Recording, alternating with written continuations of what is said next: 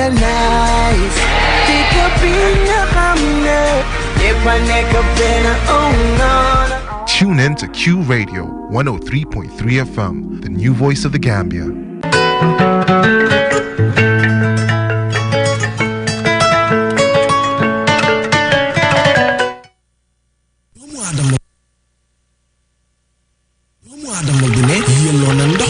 ndox mu set dafa bokk ci dunni doomu aadama te biir kat amul seetu waral na lépp lu fay dugg dafa war a doon li nga xamante ne ni du indil doomu aadama bi loraange ci wàllu wérugu yaram One Stop Water Solution Limited ñu ngi fii ci biir réew taxaw temm fexe pour gis ne doomu aadama bu ne di nga naan ndox moo xamante ne ni ndox mu sell te wóor la ndax indil nañ leen ay xeetu filtres yi nga xamante ne ni mun ngeen koy jëfandikoo ci seeni pompe yi ci biir réew moo xam booxool ngay jëfandikoo wala pompe nawet yi ne bépp xeetu filtre bi nga xamante ne ni dina la indil wér gu yaram musal la ci loraange amal nañ leen ko ci biir réew am nañ 10-inch filter set of 3 bii nag ñett lay àndal bu ci ne ak li muy liggéey bokk na ci 5 micron pp sediment filter bii nag mooy segg ndox mi ba mu set génne fa lépp li nga xamante ne ni warta ànd ak ndox moomu bala nga koy jëfandikoo gat granule carbon filter bii nag mooy segg génne lépp lu xeetoog chemical ak organique yi nga xamante ne ñoom ñoo nekk ci biir ndox mi sellal ndox mi ba waral mu soppi li nga xamante ne moom la ndox mi di saf mu soppi cafin gi def ko ndox mu sell te óor CTO block carbon filter bii nag du yem rek ci segg ndox mi sellal ko ba mu sell waaye nag daf koy yokk ay ngéneel yi nga xamante ne ni day baax ci wér gu yaramu doomu aadama bi dëgëral waaye tamit yàggal lool sa yuur wi am nañ tamit 12-inch filter set of 3 boobu it liggéey bu nu mel lay def ñetti filter yépp benn bu ne ak lu muy liggéey am nañ 10-inch post carbon 10-inch coconut carbon 75 GPD PO1 membrane bi amal nañ leen bépp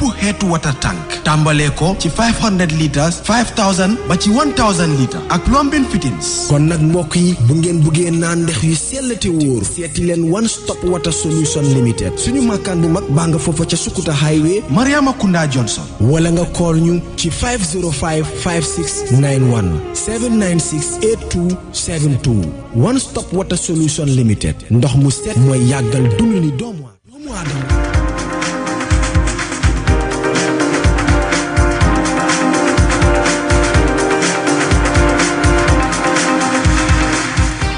Good morning there. You're watching QTV this morning, and I am your host, Jennifer Sonko, joined by my co-host, Ibrahim Balde. Good morning. Amazing. So, Lulu, okay, let me take it back. Wow. Good morning there. You're watching QTV this morning, and I am here with my amazing co-host, Ibrahim Balde. This is what we call rewind. Yes. Yes, so we are back again. It's not a fresh Monday. I hope it won't be like our Thursday. Lazy. We had a lazy Thursday. Then so Ndaham. Wow, Ndaham do they understand? So how was your weekend? Yes, I had a great weekend. I relaxed a lot. Janaba man duma ko de ya hade. Man so weekend bi dama de over no problem. Donc mune be mbuga de. Mune be mbuga de kay. Man sa nak to be honest this weekend dama noppale ko. Because yaa ngi gis ne Saturday, I just won't read news. Why subabi? I was just indoors. The whole of yesterday, I was just indoors. Singon bilagi na rek holu healthy dekabi. Because at the end of the day, ham nga ak no munti work hard tam dafa important pour sometimes nga tida nelaw noppaleku. Just am sa bopa dal. Exactly. Body bi dafa soxla noppalu. Ham nga at the end of the day bu nekké ne you did not relax, you didn't get enough relax. Dafa so ci sa body bi. Why lo añé demba? Wow, demba mom dorna listen, how to call it? Domoda. Domoda nga du rango bu ànd ak ndawal xam nga man domoda wuyu ma yow ba am na laxas boobu daal xanaa soo ko ñamee nga xam waaye dafa saf you know I love it you know okay suma jabar moom favorite toogam mooy domoda like su toogee domoda dama dee feel ne I mean this is the best waaye mbaa gerte bi nag kuy lekk domoda mégal sure ne sa gerte bi na set parce que aflatoxine liver cancer dafa bari dafa depend am ci façon gerte yi waaw ñu def ko ba mbaax make sure ne gerte baa ngi set ko tooga ko bem ñor waaw lum ñor na gerte bi su baaxutee it will affect you man nag I like waaye yow man xam naa ne sa jabar dafa def ba mbaax man domoda moom loolu moom I like it wow so we are back again so yes we have the African proverb here as usual we have the newspaper review and we're joined by our guests here, Mamadou Mbodj. Thank you so much for joining us. Fok ñu freestyle bala ñoo ñëw ci yow. And on Community Watch today, we'll be taking a look at the story of Yalalba village. This particular village in Badibu lacks 3 basic, very important amenities. Access to education, healthcare facilities, water. These 3 things, if they do not exist in a village or in a community, then is it a community? Yeah, well, I can remember when you mentioned Yalalba village. I visited Yalalba. Okay. I went there. It's just after Farafenya, not very far. Yeah. It's a very friendly community. Well, I'm surprised that they don't have all these things. We'll be joined by a native of Yalalba village right here to tell us how they're faring, considering the fact that they lack, you know, proper healthcare facilities, educational facilities, not even a nursery school or a primary school, and also access to water. So he will get to tell us how they are dealing with that. And on social issues, we'll be joined by Ndeye Mariam Jobe, President, African Sickle Cell Support Foundation. She has a very interesting story, and she'll be joining us here to let us know how she's able to just, you know, juggle all of these things and eventually make it. And on sports, we'll be joined by Ade Drame and Momodu Gajaga to tell us what is happening in the world of sports. Obviously, AFCON will top the agenda. And on entertainment update, we'll be joined by Attack. Oh, yeah? Huh? Borom Dangal. Borom Dangal. So we'll be dangaling here in the studio. Get ready. So he'll be here with Kingman Sweezy. So what is our African proverb? If you have not been on someone else's farm, you cannot say that you are the only true farmer. Well, Jennifer? Yeah, so basically, this is just trying to show that, well, for me, it has 2 different meanings. One is just trying to show that you cannot conclude that you're the best when it comes to everything. Like even your craft, you cannot confirm if you are the best in it. You know, other people do exist. Even if you're the best in your country, maybe there's just someone else in somewhere else, but you cannot be like the best generally. I know we call Messi the GOAT at the end of the day. He's the GOAT, right? G-O-A-T? He's the best, I am told. You know, but that has been put to test.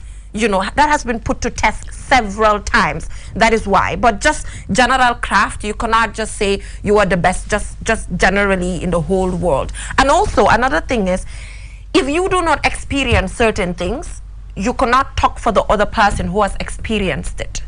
I don't know. You cannot express the feelings of another person if you're not in the person's shoes.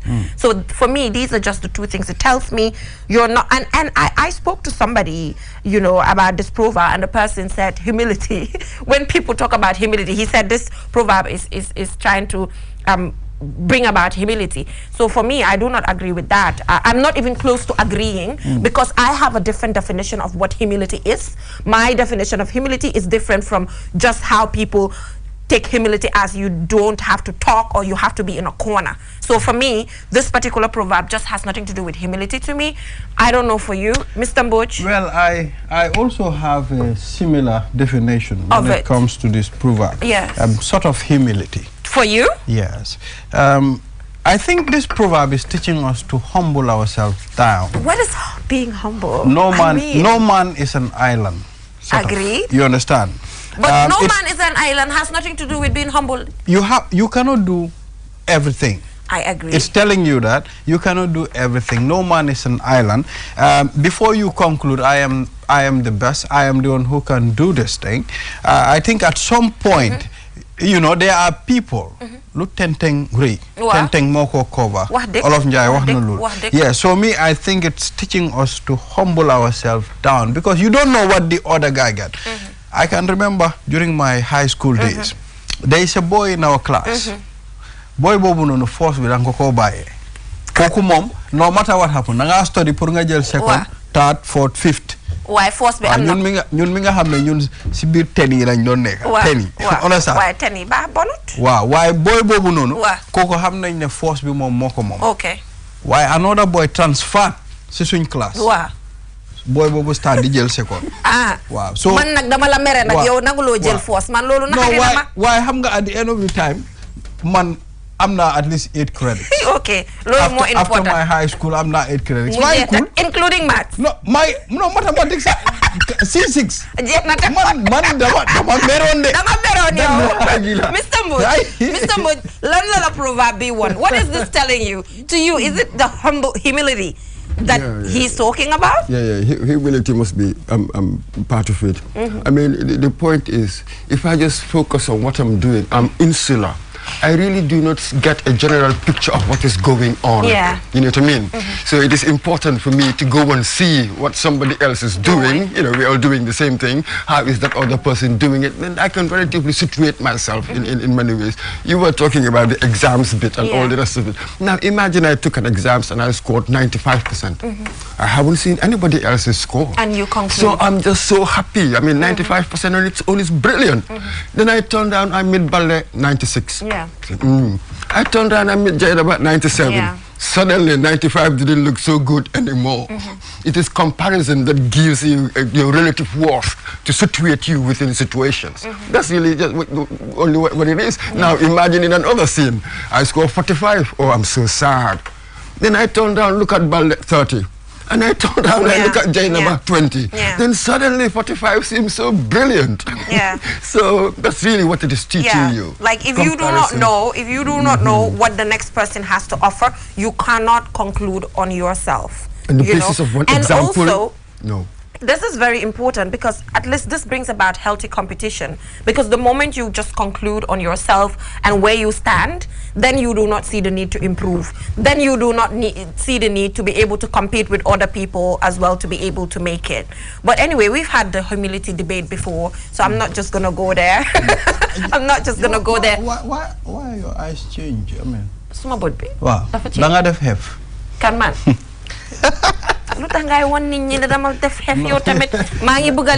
Anyway, we will just go for a short commercial break. We will just go for a short commercial break. And when we come back, we will head right on to the newspaper review. Do stay tuned.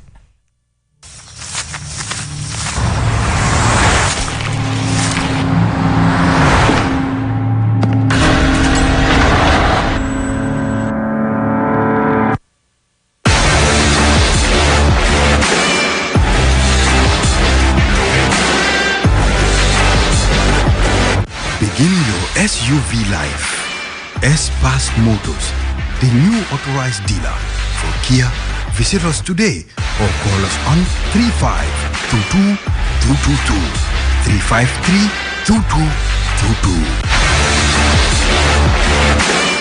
353-2222. Looking for the fastest and easiest way to receive money transfers from abroad? Well, QMoney and Ria just made it happen.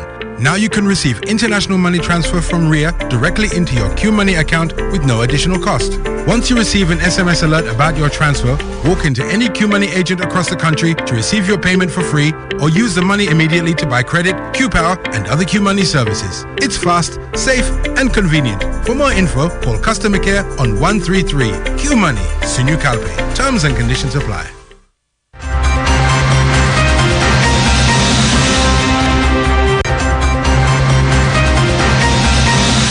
Welcome back from that short break. If you're just tuning in, you're watching QTV this morning.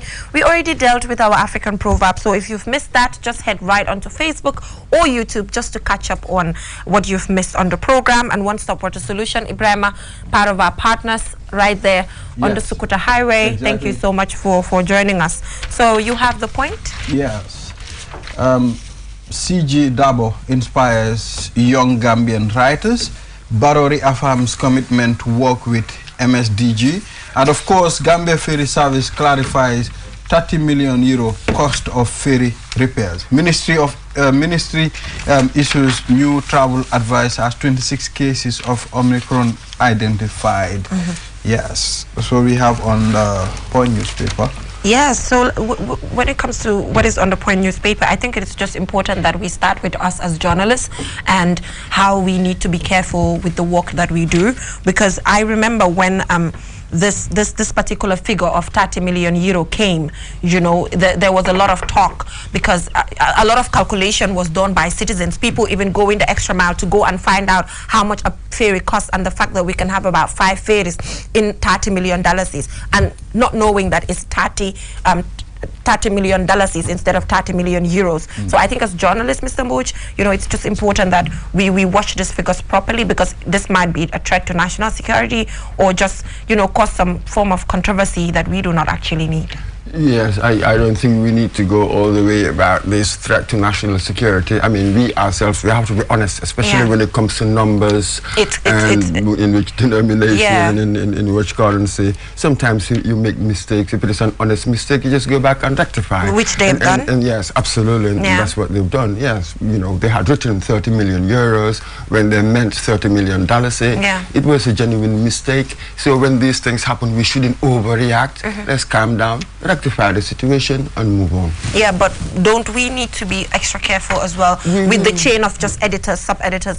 Just generally, you know, as long as we are the ones that are always pushing for people to just be accurate, it needs to start from us. And we always do, but unfortunately, we cannot be perfect human beings. Ultimately, we have to, you know, settle for that. Obviously, do everything within your power, obviously, to confirm figures and all of these things. Yet, at the end of the day, once in a while, it doesn't matter how careful you are, once in a while you're going to make a mistake. It's just as simple as that. This has happened to me. Well, this has happened to me a lot of times.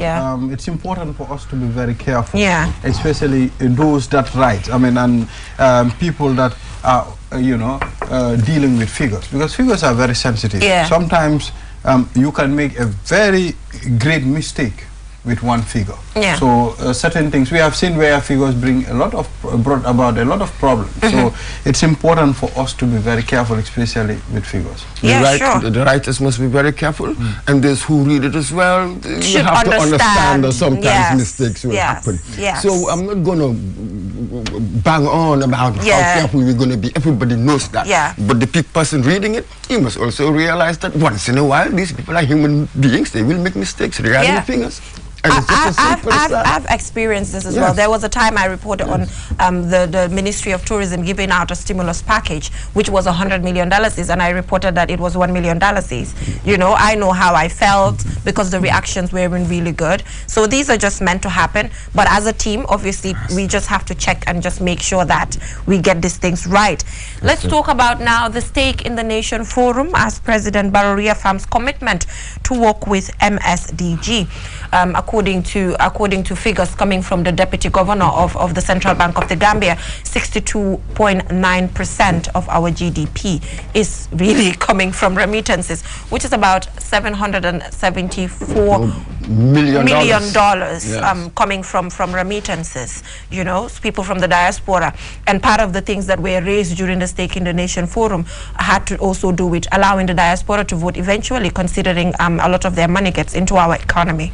Oh, absolutely. I mean, we've been talking about this for a long time. In fact, at some point, just before the election just passed, the chairman of the IEC, you know, at some point sort of almost reassured everybody that the diaspora would vote, even though we also suspected that because of the logistical gaps in there, there's a lot that we need to do. It wasn't going to happen, but we know that it is our intention, I would like to think so, that it is the intention of government and all these stakeholders. Perhaps for the next time they will vote, but it's absolutely crucial that they vote. There's no denying that. Very important. So now we are talking about trying to, you know, channel. Obviously, we have this diaspora mentorship that started, and we have this website, so they're just trying by all means to make sure that these remittances that they get to send are just channeled into just the right things. Maybe sending money to your younger one, asking the person to start up a business rather than giving it to the person to just pay their bills on certain things. You know, eventually, if that happens, I'm foreseeing a lot of development. Absolutely, and we also know that, for instance, diaspora money in many ways has outstripped the aid money. So there's a lot of money coming in here. So how do we channel it more productively, as it were? So that is really what the key is. For me, my only worry is that we do not politicize. By that I mean, this is political anyway, party political. We don't want it to be party political. We know that whatever is going on here politically, the divisions we have, tend to be reflected in the diaspora. When I spoke to Ahmad Jang, who is a diaspora consultant, where we were talking about this. So what we want is for that platform, if one can call it that diaspora platform, to be purely for this country. Not dependent on government or this political party or that political party. So those outside, it doesn't matter what your party affiliations. your party political affiliation, yet you will trust, as it were, whatever structures we're going to put in place. We know that it is political just for the country. That is my only worry. And you have every right to be worried, because I can remember when President Adama Barrow won, I saw some people from the diaspora saying they do not want their family members to send them messages or call them telling them that I need money for healthcare, I need money for this. Let the government provide that. Just unrealistic comments that are not really realistic, which is based on party affiliation. So I think you are very right to really be worried about this. That's it. Yeah. So people outside, this is really what we must fight for in many ways. Yeah. One understands what the Ministry of Foreign Affairs is trying to do, that diaspora directorate and all the rest of it, but they should be mindful of these potential, as it were, pitfalls, really, so that we can maximize whatever we can get from the diaspora, not being hindered by these petty, I even call them these petty party affiliations. Yeah. Yes, so moving on, here we have the ministry issues new travel COVID-19 advice as Omicron has intensified 26 cases of the Omicron variant. The fatigue continues. Yeah, absolutely. And yeah, we are all experiencing that fatigue. And for us, we have to balance out, though, because we are worried about this new strain. There's no denying that. Yet, we want tourists to come. Yeah. So how do we balance our safety and allowing that activity, as it were, to happen? Yeah. So this is said, all governments, they're making it up as we go along, because we do not know what next. What other variant is just around the corner that we cannot see right now? Yeah. Absolutely. Exactly. But Ibrahim, here you can also see that a former diplomat and the head of the PR team at the OIC, Mr. C here, is urging UK to set up special immigrants task force instead. He's just trying to put across that all of these restrictions are not very necessary. I talked about it the last time. You did not agree. Which one? Just some certain measures, just lockdowns and just restrictions that are put in place right now. These things will happen. I think really what S.R. Bukarsi, I think that's the one there, what he's referring to, because of what Britain have done recently to impose visa restrictions on Gambians and so. He said instead of being so punitive, let us be more facilitative. Get all these different stakeholders, British government and everybody else, and then you can talk and sit and talk and strategize and see how best to deal with this, instead of coming with the cane all the time. Right now in Britain with their Conservative party, and you've got their Home Secretary, Priti Patel. Everybody's having a go at her all the time. Really very, very hard woman. So this is really what S.R. Bukarsi is saying. But how about just other restrictions put in place? In a public emergency, governments have a responsibility to their people. Yes? So whatever they put in place, that would be what policymakers, I hope, have agreed that this is what we should put in place so that we can take care of the emergency. So we can argue over the efficacy, the effectiveness of whatever you put in place, granted, but it is government's responsibility, really, to put certain measures in place for its own citizens. It's funny, there are just certain countries that are a bit extreme, having dictators and dictators using this opportunity to control citizens. That is happening. For instance, in Uganda, curfew is still on in Uganda, and things are in as bad as the President Museveni is trying to put across. I know Gambians living there, and they're suffering for it, and for them, this is just beyond the COVID-19 pandemic. Granted, there's no denying that. We've had many reports, saying that there are certain leaders, they're using this COVID pandemic as a blanket to do unsavory, things that otherwise they would be blamed for, they would be criticized for, but they're using COVID-19 pandemic as an excuse so that they can do whatever they want to do. Granted, there are those who go to the extreme. Everybody understands that. Yet my basic point was, in an emergency, governments have a responsibility to do certain things. Obviously, when they go overboard, well, yes, citizens have a right to say, well, look, I understand what you're trying to do, but do you think this will work? You move overboard, come on. But you dare not, in Uganda, under the leadership of Museveni, you dare not protest or, just try to do anything, because we know how extreme they are. You can't even question. Well, but you know that some people will always go and protest. If a government is doing the wrong thing, then really I owe it to my country to really stand up. Yes, sometimes it's extremely difficult because the cost to you, that's granted, but sometimes we need to do that. That is why some political writers do say that if a people do not have courage, they will really never have freedom. Somebody somewhere will always want to take it away. You know, this is just what people can be. So we must have courage to stand up to tyranny. That's the only way you can be free. Without courage, there's no freedom. Yes, so thank you so much, Mamadou Mbodj. I'm afraid that is all we have on the Point newspaper today. Yes, exactly. Is there any sports? Can you just flip? Can you flip that? Is there, you know, AFCON? Let's talk about the AFCON a little bit. Let's see what's happening. Cape Verde, where's Mr. Adedrame? Oh my God, congratulations to him. Well, Cape Verde, when I saw that, I watched Cape Verde video, and all my mind was with Mr. Ade. Yes, Cape Verde made it, you know, good for him. So did you watch the games yesterday? Yes, I watched Cameroon and Burkina Faso. Yes. I enjoyed it. Okay. I have to say, I sat with some people because, you know, people that we had watched past AFCON games, matches and all that. Then when we realized that, man, the quality of the football has improved so much. Wow.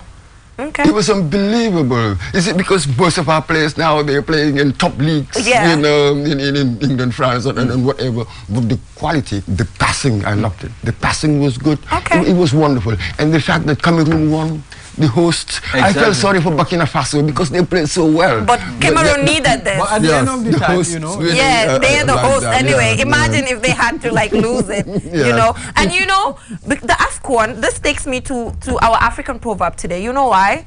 Because the Malian coach has said that, you know, our team is not good enough when it comes to a team, but individual players do have their potential. He haven't tested us yet.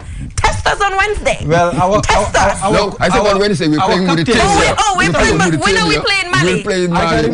Okay, test us the next game then. When I watched the weekend review yesterday, the coach said, the captain said, let's go out and show them what we can do. Absolutely. Yes. And you know, you realize why I took that clip. Yes. I love that. Absolutely. Yes. I think we should just really teach Mali a lesson, you know, considering. He's just playing psychological games, right? Mind games there. Oh, for God's sake. No, not with the Scorpions. Yeah, not with the Scorpions. We stick on you.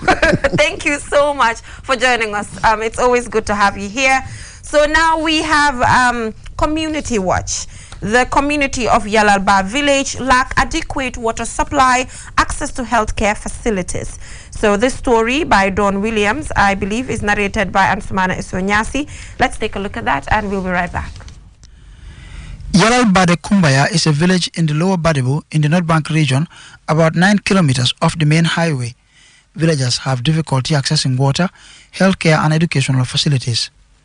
Momoduba, the alcalde of the village, says access to clean water, a health facility and a school are among their biggest challenges. He added that they are poor farmers and cannot afford such facilities without intervention from government or philanthropists. Tabara Keta, a resident, explains the challenges they face. Our main problem is water scarcity. We use donkey carts to carry water. The village is big, yet we lack water. We quarrel and fight each other every day to get water. Ibrahim Ajalo, the village youth coordinator, says the village women cannot engage in gardening because of the lack of water. He appeals for assistance from government and philanthropists. Water is our problem. We are having animals, and the population of the village is around 2,000 people. So this is the main problem. The wells, they are 75 meters deep inside. So it is a problem. Women get up early in the morning, get there, they cannot get any work to do. This is why they cannot contribute nothing in their garden system. So we are appealing to the government to help us in water. When we get the water, then agriculture will be easy in both sides. We will have clean drinking water. We can also have horticulture. Suleiman Bakayoko, the Secretary General of the Village Youth Association for Development, explains why most of the young children, especially girls, are not going to school. Dëkk bi amut school, musta am school, nursery school sax amut ko. Suñu xale yu fi jàng yépp dañ dee génn. Da nga gis dugal ci kër yi, doo duggee ci kër yi nga fekk fa xale yu bari yi nga xamantene tollu nañ pour dugg primary. There is no school in this village, not even a nursery school. All our children trek to other schools. There are many children who should be going to school, but because of the trekking distance, they do not go. Imagine a 7 or 8-year-old walking for 2 or 3 kilometers to school. It is very difficult. That's why children are not going to school. We are pleading for help from the government and philanthropists so that we can have a school like other communities. pour dëkk bi at least ñu am school bu dee primary school la moo nekk sax ñu starté ko nga xam ne suñu xale yi ku am 7 years rek dañ ko mën a dugal school mu jànga comme ñeneen community nuñ ko amee. Sajo Jise, the women leader, spoke about the lack of a healthcare facility to help them during emergencies. Health is very important. We fall sick sometimes. If you are struggling with eye and leg problem like myself, and you fall sick or someone in your family is sick, you need a donkey cart or at least a bicycle to go to the hospital, which is very far. This village lacks 3 important facilities: water, a school and a healthcare facility. All these are important for development. With their plight revealed, the people here are now hopeful. Ansumana Sonyasi there on Yalal Bade Kumbaya village. So we got it wrong. Yeah. Thank you so much for joining us. First of all, Ibrahim Ajalo, a native of the village. Yeah. So while we're just watching the video, he made it clear that it's not Yalalba. Yes, it's Yalalba de Kumbaya. Exactly. In Badibu. Lower Badibu. In Lower Badibu. And you just rightly mentioned that because people do not know the exact name of the village, it's really affecting your access to funding. How so is that? Like, many people thought that like it is the Yalalba after Farafenni. Okay. Yes, but actually it is a Yalalba just after Daruiriwan, just a kilometer after Daruiriwan. Okay. So that's where it is. It is just at the borderline. Okay. Yeah. Okay. All right. Interesting. I was even thinking that it's the Yalalba after Farafenni because I visited that Yalalba on several occasions. No. So it's important for you to clarify. To clear that. Yes. And we have maybe two Yalalba. Yes. Almost now I can say 3 because there is Yalal Tankonjala, Yalalba, and this Yalal de Kumbaya. Oh, okay. So this Yalal de Kumbaya is just after Kerewan. You will have the Yalal de Kumbaya. Okay. Then after there, then after Njabakunda, Ilyasa, then you have the Yalal Tankonjala. Okay. Then after Farafenni, you have Yalal Ba. Yes. Ibrahim, give us a brief history of the village. The brief history of the village is almost 40 years old. That's where I was also born, met my grandparents there. But since after my birth, seems like the village was facing the same problems, and that was what I was adopted until I went to school, finished, graduate, then still it is the same strength. So I decided to tell my people it is high time as somebody who is little educated to come up, and try to make sure that, we can get, or to show ourselves to the government to make sure that, we can also get, access facilities like water and healthcare facilities in the village. Yeah, so how are you dealing with the fact that these 3 very important amenities are not available in that village? How are you dealing with it? It's amazing. Considering just, without these things, how can life go on? Honestly, Janaba, it is very difficult, especially water. Imagine like a village of a population of 2,000 people having animals. Even me, my father is having a cattle. So like getting early in the morning, going to the well, to look for water is always difficult. As the woman just mentioned that, they always fight. So many communities go there and fight, because of water. So this is a problem that is, affecting us at the village. And garden, even our women, when they want to do their garden, they have to go all the way to Senegal. There's a border there, there's a river there. So that's where they always cross and go. So it is a problem. Imagine, nit wax la ne kay ma jox la land, so baye be pare, then we have it, Da ngeen koy seddo ci diga, lolu dafa metti. Okay. Hanga. Yow nga liggéey 3 months, maybe like you have this horticulture garden, maybe onion or guinea. So mo la dina la jox land bi. It's in the Senegal side. So baye land bi be pare, daf la wax ne legi we are going to have it. Lu tax lolu mo la jox land bi. Mo la jox ndox because the water, yes. Because yeen sen bor amul ndox. Amul ndox. Lolu mo tax duñ dem na contribute because ya nga nawet dafa gata. It is only 3 months. So by 3 months bobu non, that means like 9 months with somebody whom you know that like yow amulo ben métier boy def. So da nga bëgg engage si garden. So it is only that place bo mëna dem, and lolu tamit dana la jël 3 kilometers to 4 kilometers to that place. So you will be going there every day. Imagine lolu tamit nga ñëw kooku noonu li nga bay tamit nga ñëw séddoo ko ak moom. si dafa métti de man bëgg naa xam dara. am na loo fi wax nga ne. yow soo gisee tey nga delluwaat di raise awareness about sa village. dafa fekk ne da nga jànga. jànga nga tuuti. loolu moo tax it na nga am awareness bi. pour mun a toog ne man de war naa mun a toog pour wax ne ñu delluwaat suñ xel si village boobu noonu. ma bëgg a xam rek yow naka nga jànge because gis nañ ne foofu noonu jànga bi métti na. dafa mel ni kon da nga amoon pour génn foofu dem feneen. wax nga dégg kañ man always dana santa suma benn oncle. mu ngi America always dama dee wax ne kooku aw ma fayam. because comme nu mu ko waxee foofu amutoon school. waaw so man dama doon dem di saama. but maa doon dem school but strong because sometimes dama doon war a dem school. ñu ne ma non day da ngaa dem sàmm because I can remember a day amoon naa test sax. sama papa mu ne ma déedéet da ngaa dem sàmm tey doo dem test. You're not going to school. Yes, and I was doing good. Oh, wow. So my dad uncle visited me once. Kooku bu mu ñëwee foofu I showed him my books. So dafa xool suma book yi I think mine am bi ring daal. So kooku si la ma jëlee foofu noonu. mu yóbbu ma Farafenni. bu ma yóbbee Farafenni then I was in grade 7. yes. daf ma repeated back to grade 5. so strange boobu noonu laa jëree grade 5. then continue.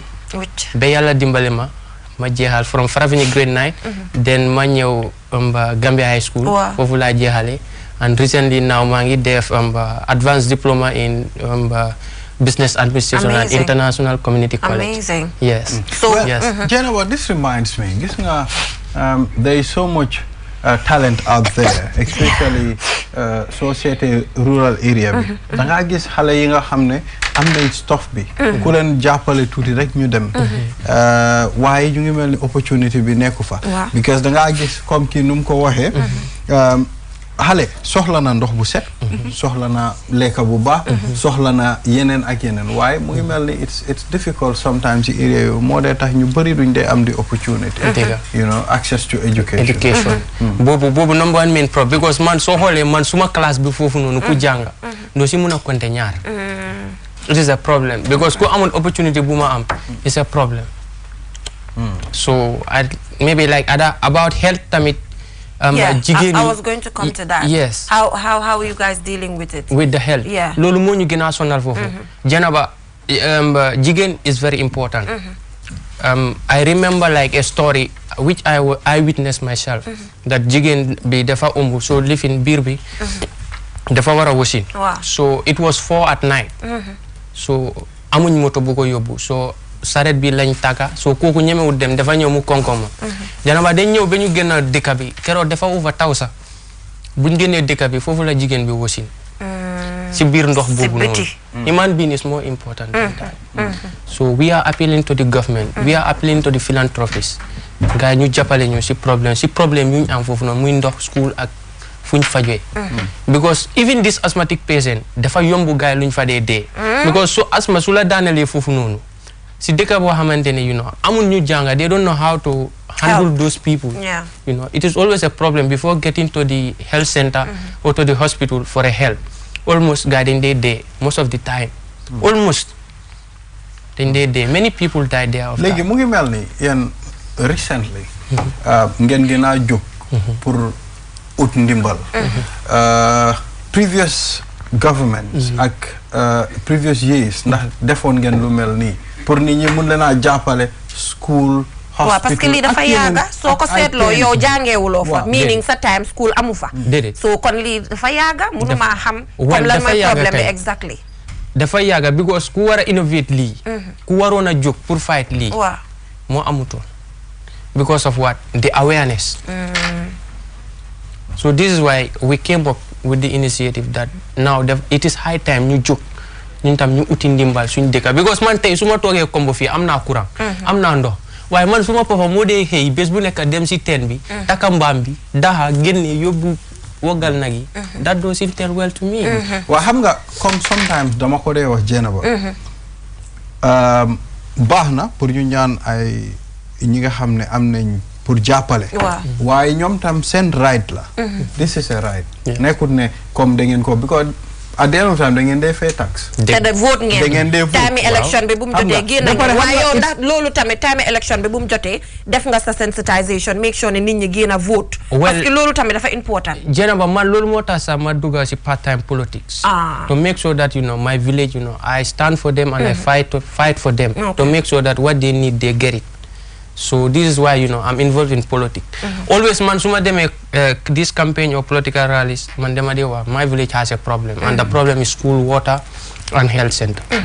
Kon di nga taxaw MP dinañ la gis nga taxaw MP kon xamanguma loolu mun nga taxaw MP. So am nga any feedback from maybe nga xam ne waxtaan nga gaay pour ñu jàppale leen bu nekkee bokkul la sax baax na. Wallahi what is more important Jenaba mooy ndox bu set. Man I cannot imagine how you live without clean water. It's very difficult. But you don't have clean water, you don't have health facilities, you don't have educational facilities. Man I'm still imagining naka ngeen mën a dundee si loolu parce que nekk na lu métti waaye tamit pour nga gën a mën a taxawal sa dëkk li nga dugg si politics baax na te maa ngi laa séentu nga dugg nekk MP soo amutee funding demal nga dem fii naka la place ba the NDI, they're providing funding or support for young people. ñu nga xam ne ñu ngi bëgg a taxaw nekk MP. So just contact me. I can give you their contact and you can do it. Because getting into politics is one of the ways that you can change the narrative. But just coming on TV begging sometimes it's not the solution. But you taking the leadership role to change things on your own. This is your right. Yes. Okay. Yeah. So due to time constraints, Ibrahima. Wow. Bala Mariama di ñu door. Time Jenna. So thank you so much, Ibrahima, for coming. So hopefully you'll be able to get the support that you need. I think for me the most important thing that they need to get as soon as possible is the school. I think the school is very important, like you said, and the water as well. All of just these three things are important. So we'll go for a short commercial break, and when we come back we will head right on to community social issues, and we'll be joined by Ndeye Mariam Jobe, President, African Sickle Cell Support Foundation. We'll be right back. With so many things to do in a single day, it's important to have a network you can trust. When there's family and friends to connect with and business calls to make, you need a network that is reliable and fast. Talk longer, browse faster, go farther, and roam wider. When your network is solid, the world is your oyster. QCell, your trusted network in the Gambia.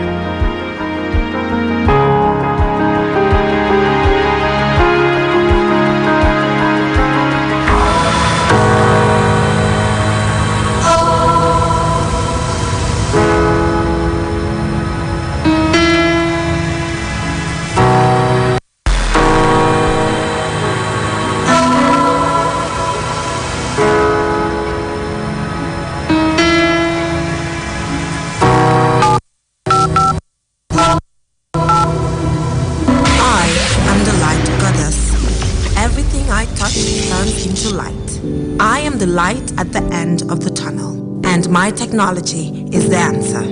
I am the happiness in your life. I keep you connected, and I am Q-Power. I am QCell. I am Senior Boss. We innovate, others follow. Call 111 for more information. Looking for the fastest and easiest way to receive money transfers from abroad? Well, Q Money and Ria just made it happen.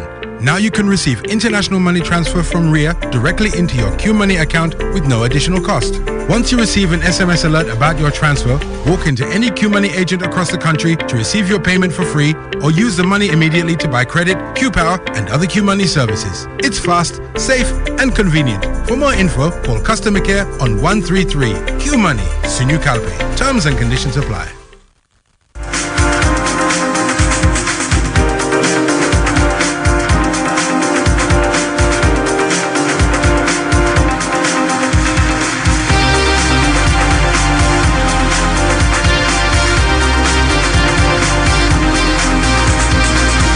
Welcome back from that short break. If you're just tuning in, you're watching QTV this morning.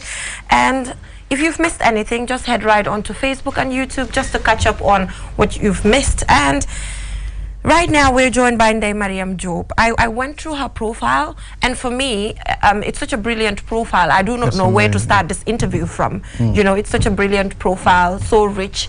You know, she has been involved in a lot of things. Yeah. So I think we're just going to take this step by step, you know, considering we are dealing with somebody with such a rich profile and has done a lot. I've also gone through her profile, Yes. and I was like, wow, this lady is involved in so many things. And she's Gambian. How is she able to juggle all these things together? And she's here to tell us how she's able to juggle it. Yeah. Thank you so Thank much you. for joining us, Ndeye Mariam. Thank you. It's a pleasure being here today. Yeah. And I look forward to having this conversation with QTV and the Gambian community. Thank you for having me today. All right, amazing. So like I said, we're going to just take this step by step. As we know, you are the founder and president of the African Sickle Cell Support Foundation, and this is obviously meant to support families and victims, just to provide some sort of advocacy in general. So what motivated this particular foundation? Is it like you have a family member who has sickle cell, or you suffered from it yourself? How did it just generally come about, or you just saw the need to support? Well, sickle cell is very dear to my heart. It's something that someone very close to my heart is actually battling with and still is. And aside that, I came to the Gambia in 2009 and visited the hospital here, and seeing the nature of the hospital and how things were then kind of really displaced me and made me feel like, you know, there's a huge need and gap in the healthcare sector, especially for sickle cell disease. So I went back to the US. I decided to set up a foundation, and then changed the name from the Gambia to Africa Sickle Cell, because I just wasn't ready to just, you know, impact one part of, you know, something that belongs to me, which is Gambia. I am Gambian 100%. I'm like, this is something the whole of Africa needs. So I'm gonna rebrand and call it the Africa Sickle Cell Support Foundation. But that's where the story started, and I started advocating, learning more about the disease, and creating awareness, which is very important and key, you know, trying to help our communities, connecting with them, you know, doing screening. This was in the US until I found the Gambia Sickle Cell Foundation team, Aliou Sambu, and we connected. We started partnering and doing stuff together, and other African countries like Nigeria, Senegal, and Sierra Leone as well.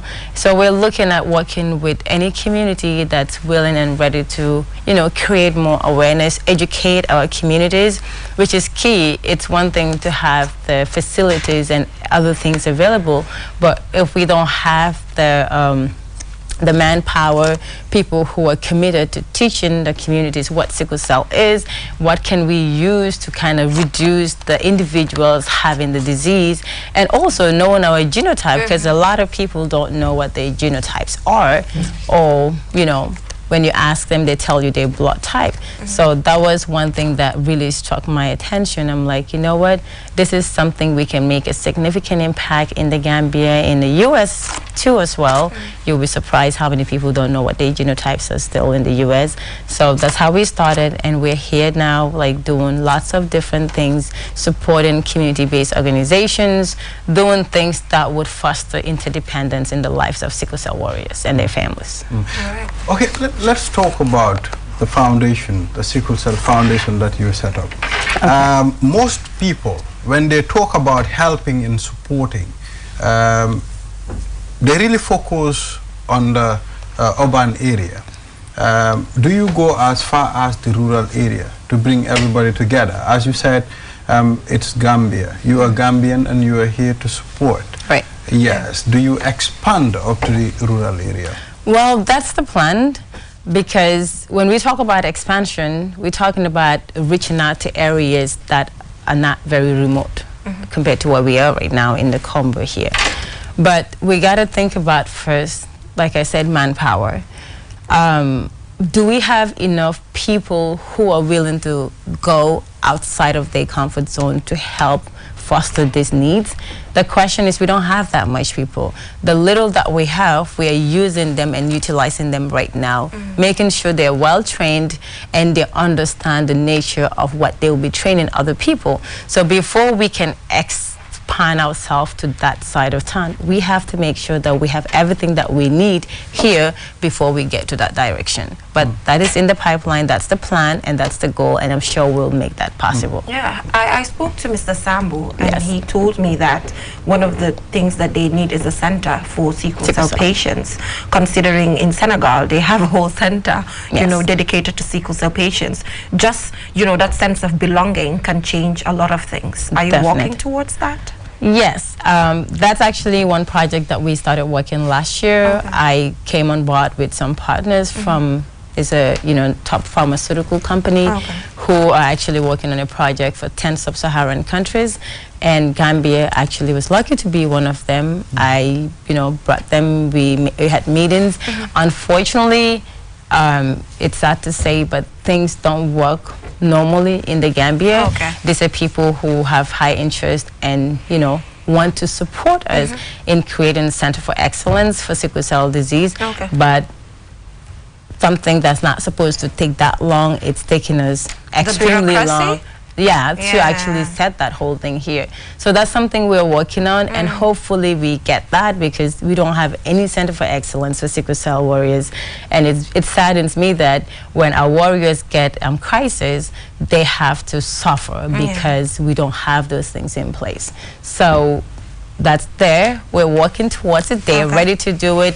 They actually, like we know, sickle cell have only one FDA-approved medications that's been used, which is hydroxyurea, and Gambia don't have access to that. And this is a pharma company who's ready and willing to bring that up here in the Gambia and make it available for our citizens to have access to. So hopefully sooner than later we can have that, and they will bring that into the Gambia, and we'll have at least one center for excellence for sickle cell disease, and it would definitely change the life of our sickle cell warriors here. Yeah, Ibrahima, it saddens me when she said things do not work right in the Gambia here. We always sing that on this program about just, a lot of bureaucracy that is put in place when things need to happen, which is quite sad. And I think Gambia needs to graduate from that. I mean, the worst thing is people give you a whole lot of hope sometimes that when you come, it will work out. And at the end of the time, you have to go through a whole lot of bureaucracy. What other things do you support? What other support do you give to sickle cell patients? Okay, so another support is that I have a partner called Hemix. It's a company. They develop a prototype to screen sickle cell disease and malaria under 10 minutes. And this device is very portable. And like you said, in the rural areas, like up countries, this is something that can work efficiently and effectively over there, because you can charge it and it could last up to 24 to 48 hours. Yeah, so when we built, because I was from the beginning of this product being built, like 6 years ago with them in Portland, Oregon. And now the product is launched in Nigeria, it's in Ghana, and why is it not in the Gambia? That's a question mark. And we've been trying to register the device the past 6-8 months, and it still hasn't been registered. They sent 2 couple of devices here for free of charge. And they even providing training for our sickle cell, team, to be able to actually screen people for sickle cell, because we do not even have data in the Gambia per se to know who has sickle cell and who doesn't have sickle cell. And if you want to reach out to people like international organizations for partnership, for support, these are key things that they're definitely going to ask. They need facts. So we don't have that. So bringing Hemix Health into the Gambia and having them even support us to actually have those devices to screen for sickle cell, that's our first step to becoming successful in anything that we do in the fight against sickle cell in the Gambia. Yeah, so Mariam, due to time constraints, I think we'll stop there when it comes to sickle cell. Like I said, you're just doing a lot of activities, juggling a lot of things, so we're going to take this step by step. So I am seeing baby products in front of me, and it's exciting me. And he should be even more excited because he has a baby. No, he has a baby. Yes. You know what happened when I saw this? I was like, wow. Yes, so tell us about it. I need to get this. And one thing that caught my attention about these products is the fact that the products are like 100% biodegradable. They are. That just catches my attention, because They we are. all know where we are as a continent when it comes to environmental issues, and these are the products that we need. Take us through. Thank you. Well, this is my company. It's called the Jaye Company. Well, Jaye means enjoy. So obviously you have to enjoy our products. Yeah. So they are 100% biodegradable. They're made out of bamboo. I'm sure you guys know about bamboo, right? So they are actually one of the fastest grown plants globally in the whole world, and they do not require fertilizers or pesticides to actually grow them. So I took advantage of changing the world, having my first child, because that's actually when this whole idea was birthed.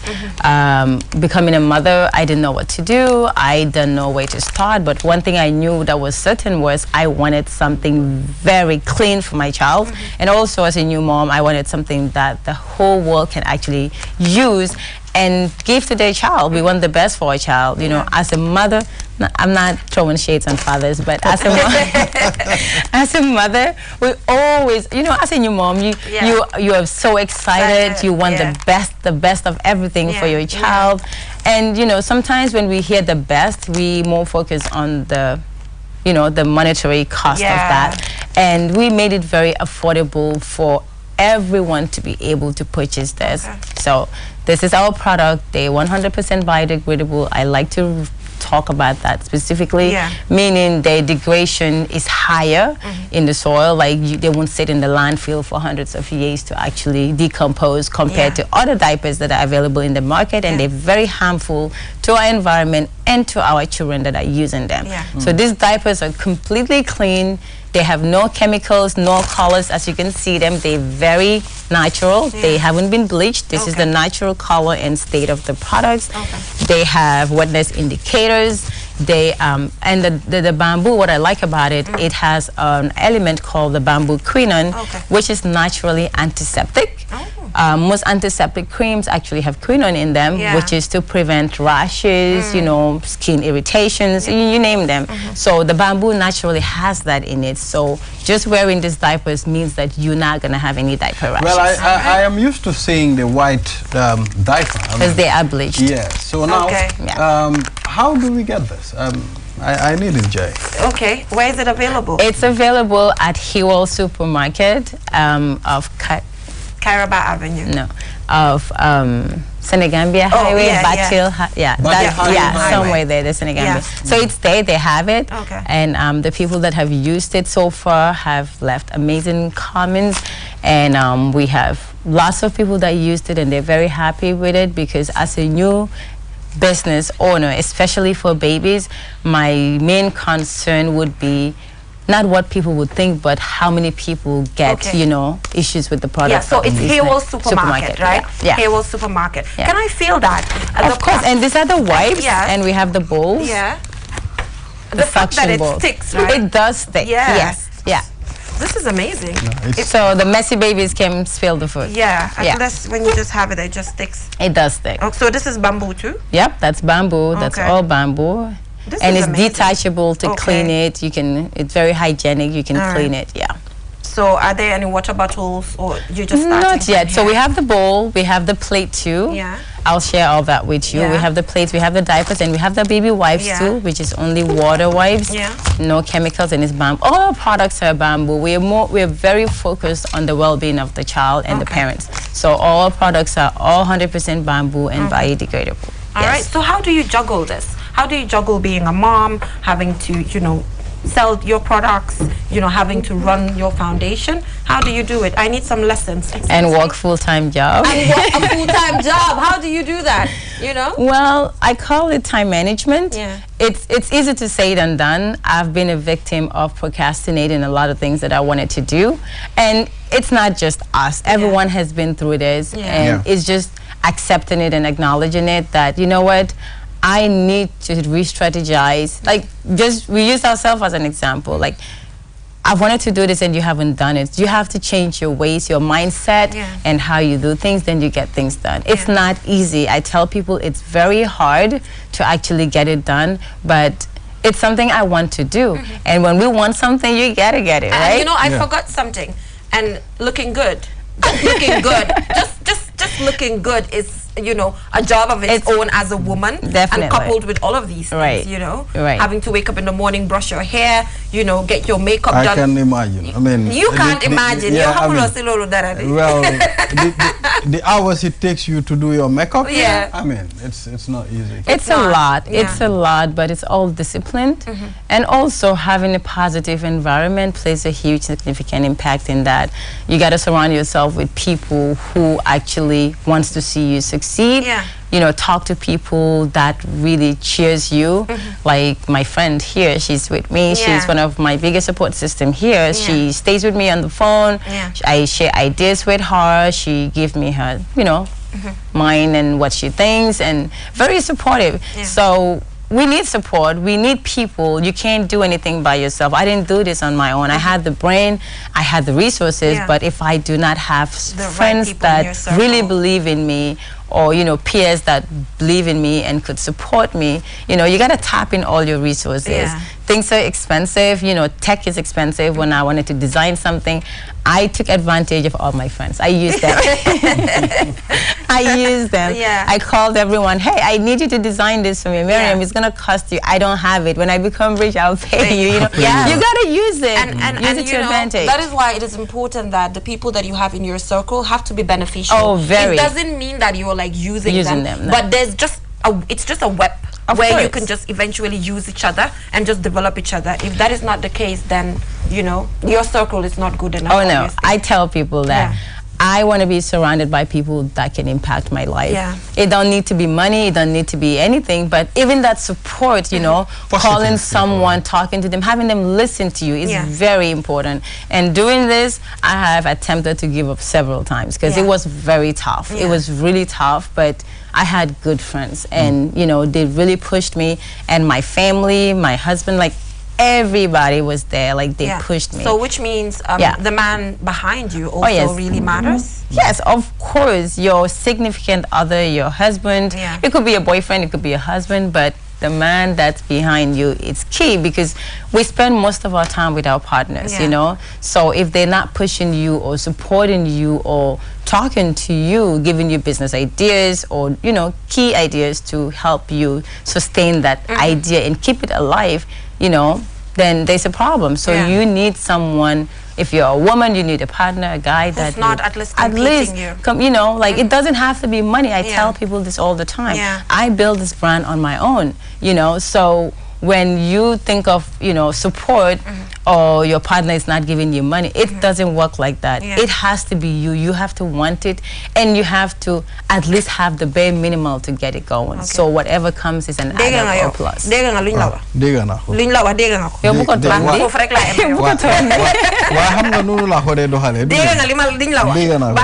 you so much, Mariam. You also served the juvenile justice.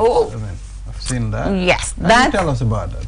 That's something I started right after high school. I graduated from East Anchorage High School in Alaska, and while I was in college, I went into juvenile justice. I volunteered a lot in my life because I feel like that's the best way you can learn and not expect money. But, you know, my knowledge is very important because I take it everywhere. So even if I'm not getting paid, as long as I'm learning something I can use in the future, I think that's my secret in things that I've done in my life. So when I volunteered with the juvenile system, I spoke to the judge, and she convinced me that I should, you know, really go into the, you know, juvenile system.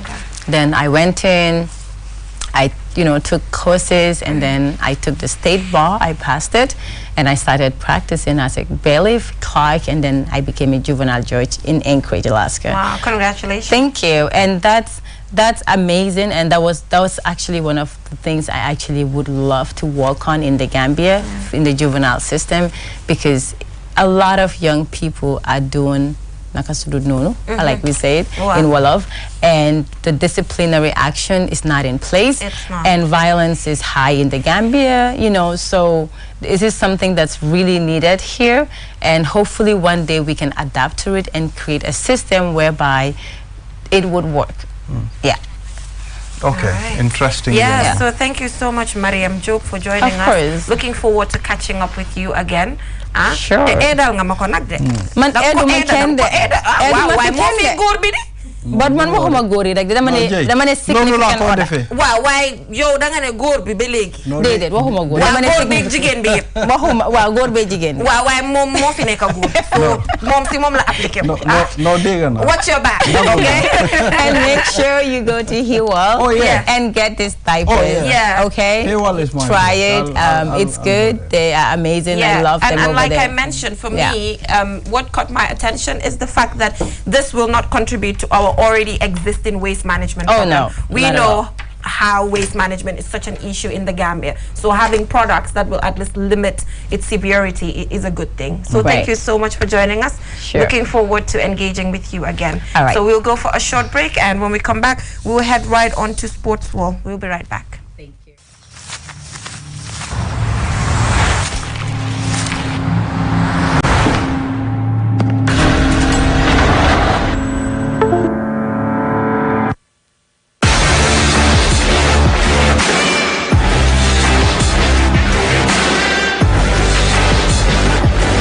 Begin your SUV life.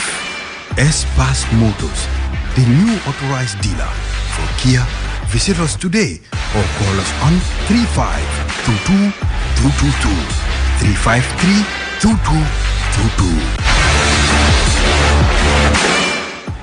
353-2222. Looking for the fastest and easiest way to receive money transfers from abroad? Well, Q Money and Ria just made it happen.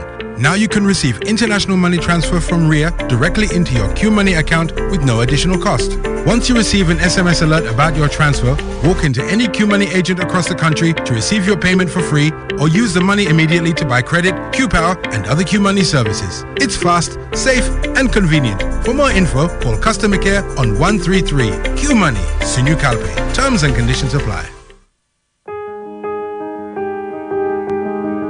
With so many things to do in a single day, it's important to have a network you can trust. When there's family and friends to connect with and business calls to make, you need a network that is reliable and fast. Talk longer, browse faster, go farther, and roam wider. When your network is solid, the world is your oyster. QCell, your trusted network in the Gambia.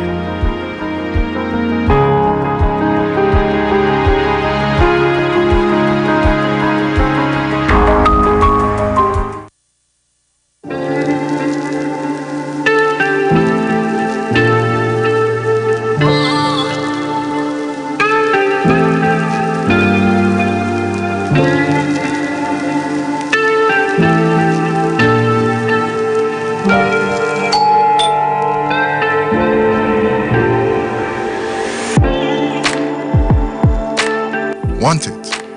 Order for it and pay quickly using QuickPay on the QMoney platform. With great technology comes ease and convenience. Get a glimpse of what a comfortable life is with QMoney by dialing *323# now. Call 133 for more information. QMoney, Sunu Kalpe.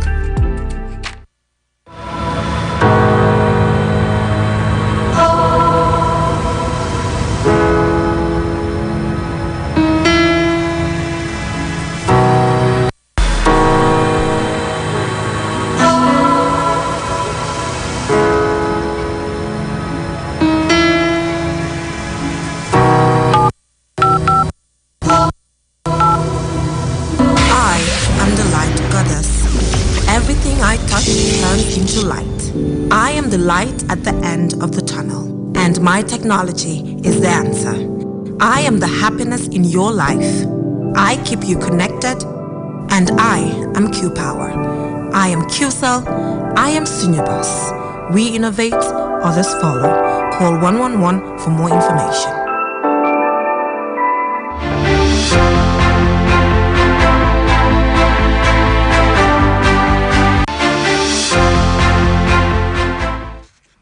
Welcome back from that break. If you're just tuning in, you're watching QTV this morning, and I'm here with Ibrahima Balde. So Ibrahima, it's like Mariam had to give you a pack, right? Oh, definitely. So today you're going home with a pack and a wiper. I really need this.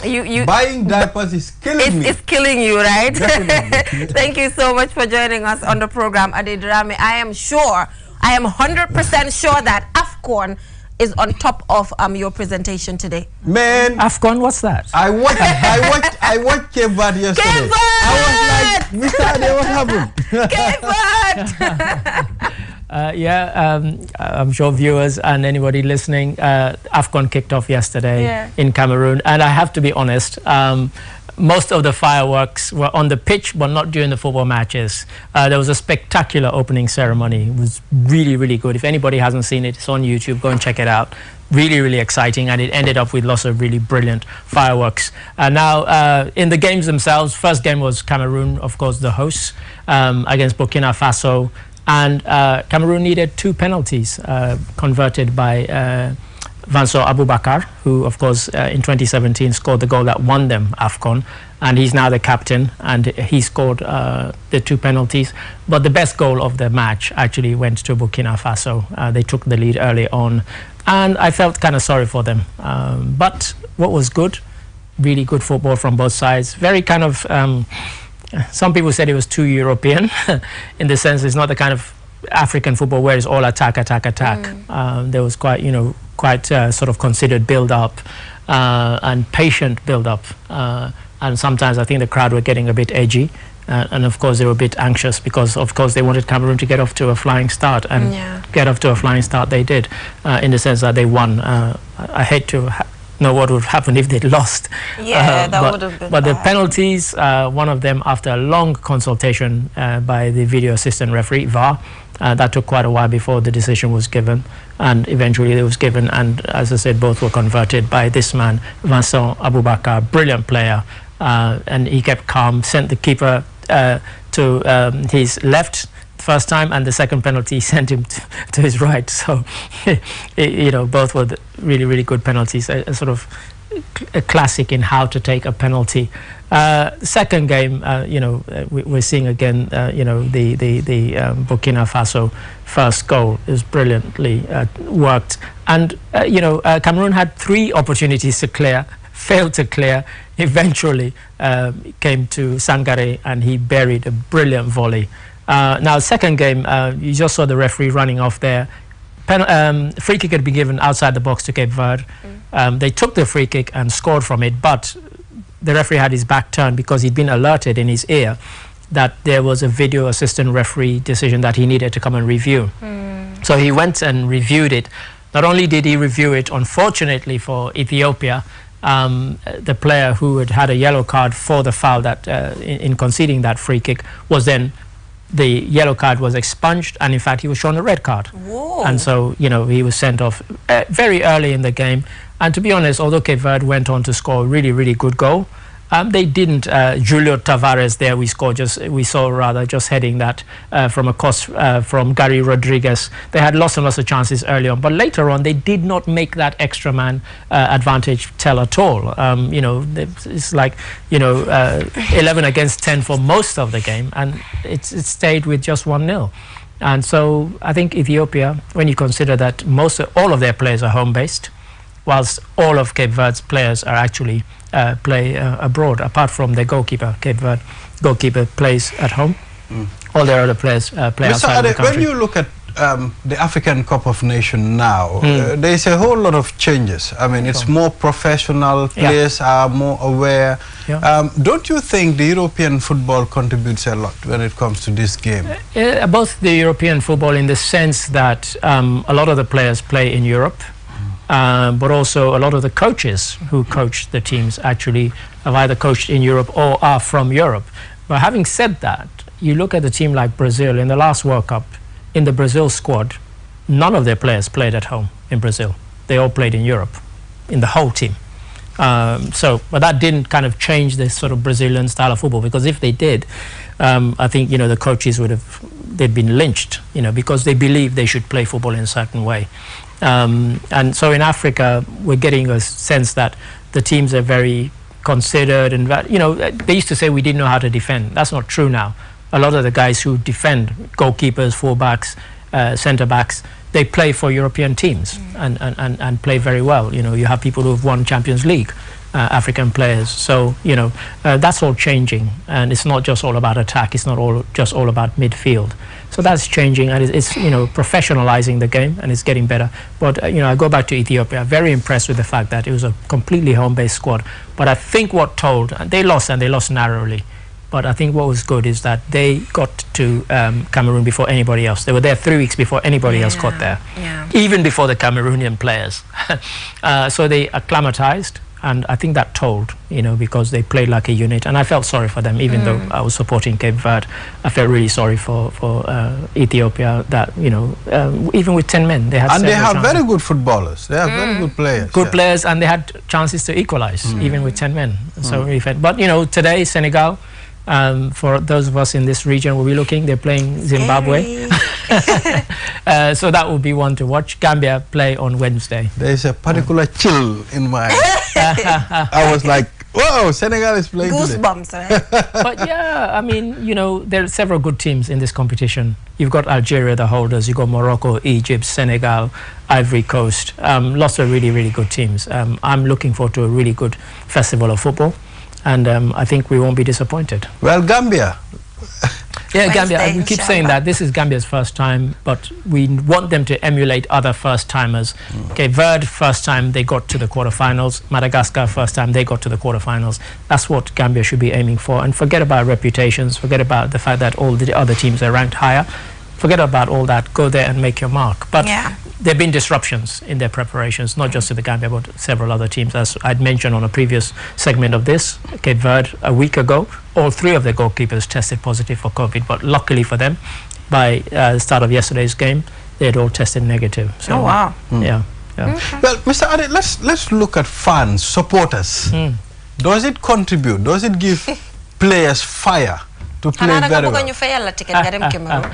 Well, if you look at Cameroon, for example, playing at home, I mean, come on, the fans were behind them all the way. And in fact, the second game was played at the same stadium. And by the time, Cape Verde and Ethiopia took to the field, half the crowd had gone. They'd left because they wanted to see their home boys. But for the players, they don't want to play in an empty stadium. Playing in a half-full stadium is not bad. I guess it's better than playing in an empty stadium, which could have been if COVID had been really rampant, that was a possibility, that there would have been no fans allowed. But yes, fans go there, they give you the zeal to go on. But most African countries, we can't afford to take many fans to other countries, and with COVID restrictions and so on, even fewer. And so every team is kind of playing away from home, apart from Cameroon. He wants to fly to Cameroon. You can fly there. You can fly there, but I'm afraid. I wish I have the chance. Your voice would be lost in the vast emptiness of the stadium. Unless you take thousands of fans, it's not really going to make a difference. So the countries that neighbor Cameroon are the ones that can look, Nigeria and such like. I learned we have our referee there, Papa Gassama, with few other people. Yes, and also I think either today or tomorrow, for the first time in this one. First of all, you've had VAR, video assistant referee, for the first time, but also for the first time, a female referee will take charge in the middle rather than on the sidelines of one of the games. Oh, really? That's never happened before in AFCON. So that's a first. Yeah. So lots to look forward to. So I wish Senegal best of luck. Yes, they are. And of course, I wish Gambia excellent luck. Well, we hope we meet them in the final and beat them. We'll beat Senegal. Yeah. We'll beat them. At the moment, all that Gambia need is silence. Too much of jubilating is not good for us. Let us just keep it basic. When we are going to win first game, second, then the third one we start celebrating. The thing is, and that will be the time to be jubilant, because until you've achieved something, exactly. And so that's what I've been saying to the players all along. If they're listening, don't say, "Oh, we're excited because we're here." No. Go out there and play every game like it's a final. And that way, if you'll have the right mentality, and who knows, you can win. Well, Mr. Ade, I think Gambia, we also have one problem. We need to change that mentality. Which is what? Well, people are saying only Gambia to qualify.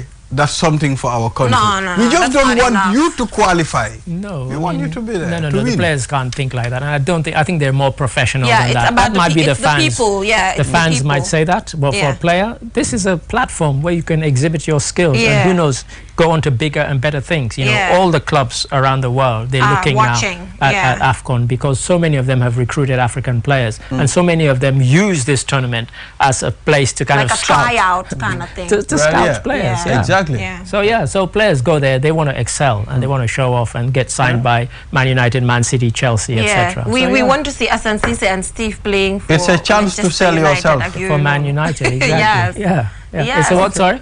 I said it's a chance to sell yourself. It is. And so because of that, I don't think they go there with the attitude, oh, we're just pleased to have qualified. That can't be. And that's certainly what the coach will be telling them. Because you go there with that mentality, you can't shake it off and you'll end up losing games. You need to go there. Like we keep saying, look at Ethiopia. What about Guinea-Conakry? Yeah, they've got a very good team. The president said if they don't win, let them return his money. Well, they've never won this competition, so I'm not sure why he should say that. I learned and they're that not even 7th favorite, so it's during rubbish. the days of Sekou Touré, their former president. Yes. Players are warned. You either go and win or don't come back to this country. And most of them, if they don't win, they don't go to Guinea. They go to neighboring countries. They're just kidding. Well, it's kind of not kidding and just kidding because in those days Guinea had a very good team. They've never won AFCON, but Sekou Touré was one of those people who would say things like that. He would threaten them. Yes, definitely. And it's true. I mean, some players never went back. Yes, that's a fact. Yes, it's not a joke. It's not a joke. This is reality. Really? Yes. No, for real. For real? For real. That's too extreme. Check him out. Sekou Touré. If they lose, they will not go back to Guinea. They'll go back to neighboring countries. Selling banana. Many of them went to Sierra Leone. I know because they ended up playing in the league in Sierra Leone. Yeah. Wow. Yeah. Right. Okay. All right. So I'm afraid that is all we have time for, is it? Yes. Yes. Thank you so much, Adedrami, for joining us. Pleasure, looking forward to our game on Wednesday. Yeah. Looking forward to victory. Definitely. You know, that's all we deserve. And a good victory as well. Yes, a good one. Right. So Ibrahima, that is all we have for you in this edition of This Morning. Till we come your way tomorrow, don't forget to stop by One Stop Water Solution on the Sukuta Highway. Bye for now. dama bu ne yelloo na ndox mu set te ndox mu set dafa bokk ci dunni doomu aadama te biir kat amul seetu waral na lépp lu fay dugg dafa war a doon li nga xamante ne ni du indil doomu aadama bi loraange ci wàllu wér-gu-yaram One Stop Water Solution Limited ñu ngi fii ci biir réew taxaw temm fexe pour gis ne doomu aadama bu ne di nga naan ndox moo xamante ne ni ndox mu sell te wóor la ndax indil nañ leen ay xeetu filtres yi nga xamante ne ni mun ngeen koy jëfandikoo ci seeni pompe yi ci biir réew moo xam booxul ngay jëfandikoo wala pompe nawet yi bépp xeetu filtre bi nga xamantene ni dina la indil wérgu yaram musal la ci loraange amal nañ leen ko ci biir réew am nañ 10-inch filter set of 3 bii nag ñett lay àndal bu ci ne ak li muy liggéey bokk na ci 5 micron pp sediment filter bii nag mooy segg ndox mi ba mu set génne fa lépp li nga xamantene ni warta ànd ak ndox moomu bala nga koy jëfandikoo GAC granule carbon filter bii nag mooy segg génne lépp lu xeetoog chemical ak organique yi nga xamantene ñoom ñoo nekk ci biir ndox mi sellal ndox mi ba waral mu soppi li nga xamantene moom la ndox mi di saf mu soppi cafin gi def ko ndox mu sellate óor CTO block carbon filter bii nag du yem rek ci segg ndox mi sellal ko ba mu sell waaye nag daf koy yokk ay ngéneel yi nga xamantene ni day baax ci wérgu yaramu doomu aadama bi dëgëral waaye tamit yàggal lool sa yóor wi am nañ tamit 12-inch filter set of 3 boobu it liggéey bu nu mel lay def ñetti filter yépp benn bu ne ak lu muy liggéey am nañ 10-inch post carbon 10-inch coconut carbon 75 GPD PO1 membrane bi amal nañ leen bépp xeetu water tank tàmbalee ko ci 500 litres 5000 ba ci 1000 litres ak plumbing fittings kon nag mbokk yi bu ngeen buggee naan ndox yu sellate wóor seeti leen One Stop Water Solution Limited suñu makkaan bu mag baa nga foofa ca Sukuta Highway Mariama Kunda Johnson wala nga call ñu ci 505 5691 796 8272 One Stop Water Solution Limited ndox mu set mooy yàggal dund ni doomu